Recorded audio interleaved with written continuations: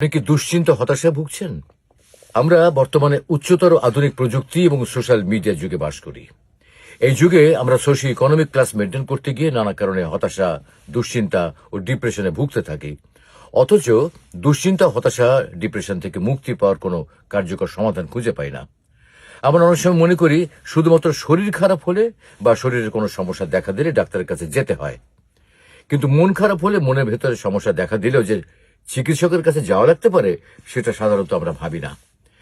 অনেকদিন ধরেই হয়তো মন খারাপ, কিছু করতে ভালো লাগছে না, সবকিছুতে কেমন যেন অনীহা, বিষণ্ণতা। এটা অনেকের জীবনে অনেক কারণে হয়ে থাকে। এই সমস্যাগুলোতে বেশিরভাগই স্টুডেন্ট বা ইয়াং জেনারেশনের ছেলেমেয়েরা বেশি ভোগে।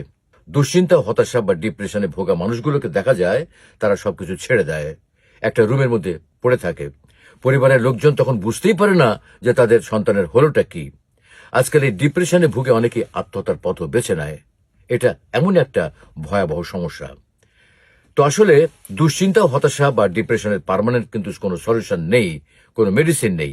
এর পার্মানেন্ট সলিউশন হচ্ছে আপনার নিজের মধ্যে।